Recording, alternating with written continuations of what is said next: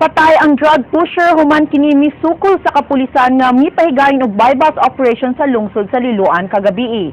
Sa Maransag ang pulis nga poster buyer nga naengkwentro sa namatay nga drug pusher. Ray Pasaporte, Sugin Limi. Patay si Elias Gulani, lagi pasangin lang tipayot og droga atol sa engkwentro tali sa Provincial Intelligence Branch alas 10:30 kagabi sa sitio San Antonio, Barangay Hubay sa lungsod sa Liloan.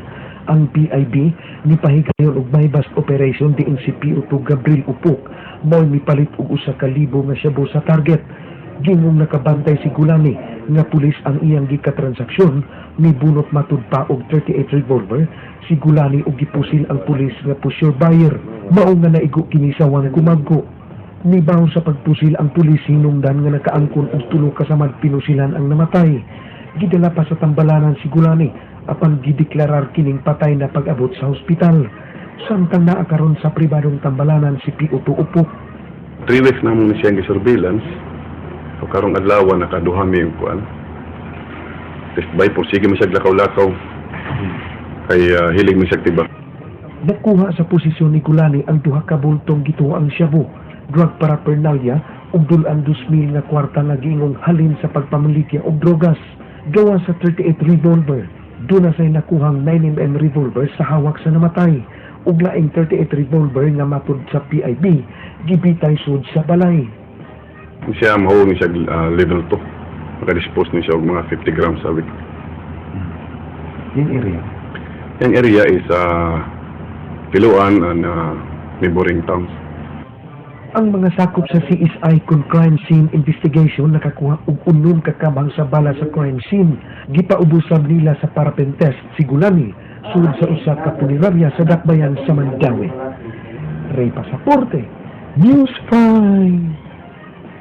Subay sa maong balita, gitagaan og medalya ng sugatang pulis si PO2 Gabriel Opok ni Police Regional Office 7 Director Danilo Constantino nga mibisita sa ospital karong hapon.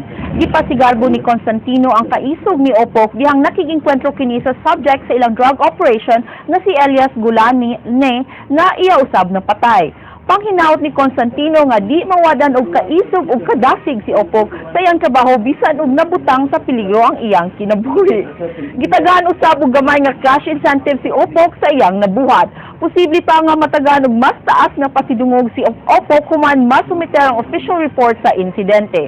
Irekomendar usab ni Constantino dito sa Camp Crame nga matagaan og spot promotion si Opok. Anak kami unay og patay sa iyang inahan dito sa lalawigan sa Bohol na sikop dinhi sa Sogbo. Andrea Patenia, Sugin Limi.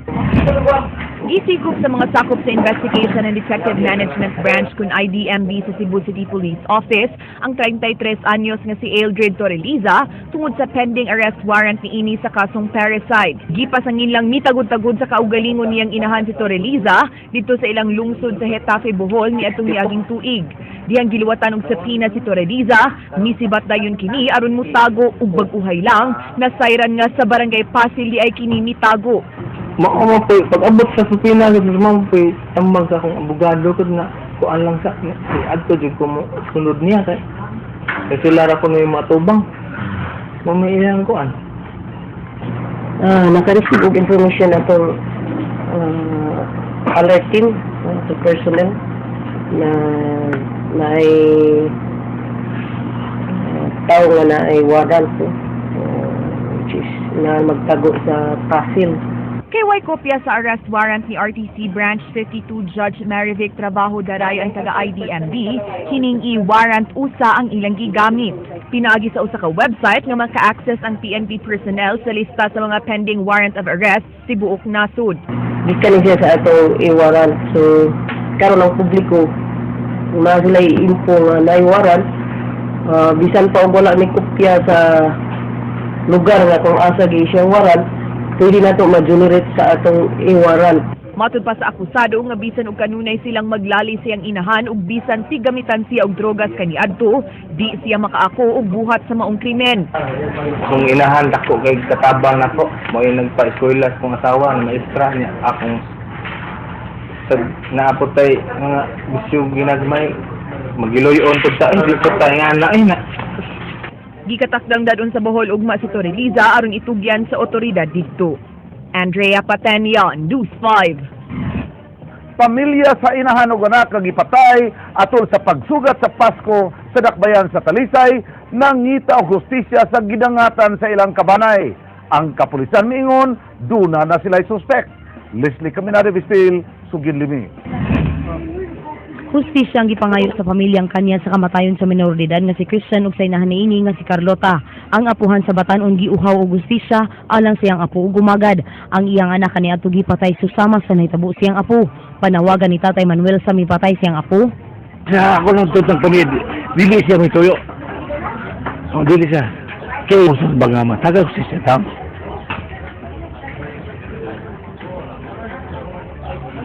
Kumasi siya matangka ka.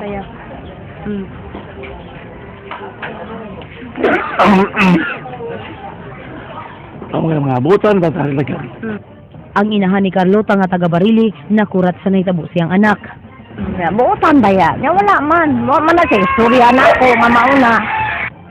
Ang kapulisan sa dakbayan sa Talisay mipadayag nga ana na sila sa 70% sa ilang investigasyon. Gani aduna na sila gituwang mga tawo nga responsable sa kamatayon sa inahan ug anak. Ang kapitan sa Barangay Mohon, Buenaventura Pilunyo, gihangyo sa kapulisan nga makigalayon kanila aron madali ang pagsulbad sa kaso. Regarding anak, depende po na sila. Ato po na silang dasigon nga maka-sulti sila ug unsay lang naibawan. Mga maginay maayo, aron sulbad ang problema. Hindi man na masulbad o wag yun mo cooperate. Saka suspect nga to sa di kuan di sigar.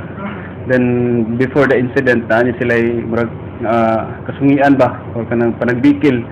Ang first is ang inahan nga which is nga na papriso ni sa inahan kani siya ang atong gidudahan nga usa ka suspect. Then pagawas ani sa suspitsado ang kanina pod nga suspect boy gikaaway na pod siyang anak before ani nga incident. So usa na sa mga di atong gifokusan ba kung bali murag ang motibo ba sa krimen nga nahitabo. Leslie Caminado Vistil, News 5. Kapitolyo mo hire sa mga medical specialists ug medical officers kung mga doktor ubos sa regular plantilla position. Samtang ang mga nurses i-hire isip job order employees. Gipaabot pa usab ang listahan sa ma-absorb gikan sa mga pangu sa mga hospital sa lalawigan sa Sugbo. King Perez, Sugin Limi. Bisan og mo expire ang kontrata tali sa Kapitolyo ug sa 5 Stars Amalgamated Manpower and Allied Services Incorporated karong Disyembre 31, gipasalig sa pangu sa Integrated Provincial Health Office nga i-absorb dayon ang kapin sa 300 ka mga outsourced medical personnel sa lalawigan karong bagong tuig. Subay kini sa mando ni Governor Junjun Davide nga wag tango na ang outsourcing sa mga empleyado sa mga tambalanan ug himuon na nga mga job order employees. Kung anaaman ganing mataktak, pipila lang kini diin magsubay sa assessment sa mga chief of hospitals. All of them, again, unless they haven't been recommended, because we have asked our chief of hospitals, our chief nurses, our administrative officers in all our 16 hospitals to come up with the personnel in which whose performance has not been on par with what is expected. Way angay kabalaktan ng katawhan kung dunay magkatambal o ma-admit sa pampublikong tambalanan sa probinsya karong bagong tuig. Nagpaabot pa ang IPHO head sa kompletong lista sa mga empleyado nga i-recommend nga ma-absorb. Gihatagan sa hangtod ugma ang mga empleyado nga makasubmit og letter of intent isip pagpadayag ang pupadayon sa pagserbisyo sa tambalanan.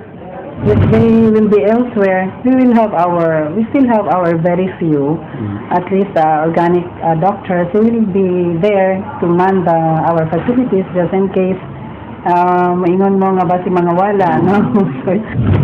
Kapin 50 ka mga outsourced doctors ug medical specialists himong regular employees. Samtang adunay termino nga unom ka buwan ang mga kontrata sa mga job order employees. Subay sa estimate nga gihatag ni Hinoso Langgo ang sweldo sa mga empleyado sama sa usa ka medical specialist nga mahimong makadawat og 40,000 pesos, 20,000 pesos ngadto sa 30,000 pesos alang sa mga medical officers, samtang ana sa 16,000 ngadto sa 18,000 pesos alang sa mga nurses isip job order employees matag buwan. Ang mga job order employees sama sa mga outsourced employees walay madawat nga mga benepisyo. Apan bintaha lang gihapon ng mga JO tungod kay mahatag na dayon ang sweldo gikan sa Kapitolyo nga walay laing deduction gawa sa withholding tax. The essence exactly similar. But the good news here is that there is no middle agency or office or a provider involved, so they get the salary as stipulated in their salary grade in the DBM down to the last centavo. King Perez, News 5. Nakakomply na sa mga kuwang na requirements sa Statement of Contributions and Expenditures ang mga konsehal sa Dakbayan sa Danao. Ang COMELEC ni hatag hantod karong adlaw sa pagsumiter sa mga kuwang na dokumento ni adtong ilang gilista nga wa makasubmit sa SOSE. Madin Sabang, Sugin Limi. Nakapadala na sa ilang mga nagkuha nga requirements sa mga konsehal sa Danao nga ginganlan sa COMELEC nga wala makakomply sa ilang mga SOSE kon Statement of Contributions and Expenditures. Gawa sa pag-submit sa mga kuwang nga requirements sa miaging simana, nakabayad usab sila og multa nga 6,500 pesos matag konsehal. Karon ang katapusang adlaw sa gihatag nga extension sa COMELEC, alang ni adtong ilang ginganlan nga mga konsehal sa lalawigan nga wa makakomply sa SOSE. Wa na mabala ka si Provincial Board Member ug Pangu sa Philippine Councilors League, Carmen Durano Meca, nga matangtang sa katundanan uban sa laing 7 ka mga konsehal sa Danao City. I think pag-submit nila to the national, there were some annexes nga na misplaced. So, muna nga ilahang gikuan nga wala mi ka-submit.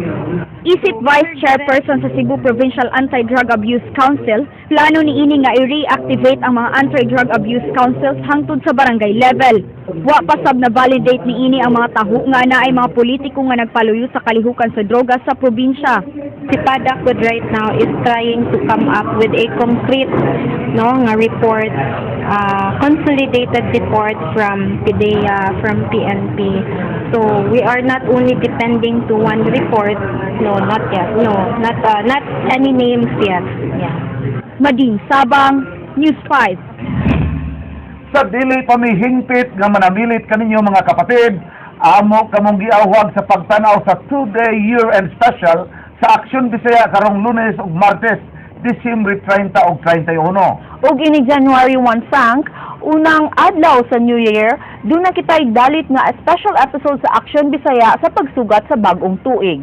Ang paglaom sa 2014, Aksyon Bisaya New Year Special. Ubaw kadtong naglangkob sa atong mga balita sa Aksyon Bisaya karong adlaw, Biyernes, Disyembre 27 tuig 2013. Hangtod sa sunod tuig mga kapatid, kini si Frank Palilugjud. Mga istorya nga di lang kutob sa paggatod sa impormasyon. Advance Happy New Year mga kapatid. Musunod ng Action Prime. Daghang salamat. Ako si Georgia Herrera. Tungod kilabaw pa sa balita, Aksyon!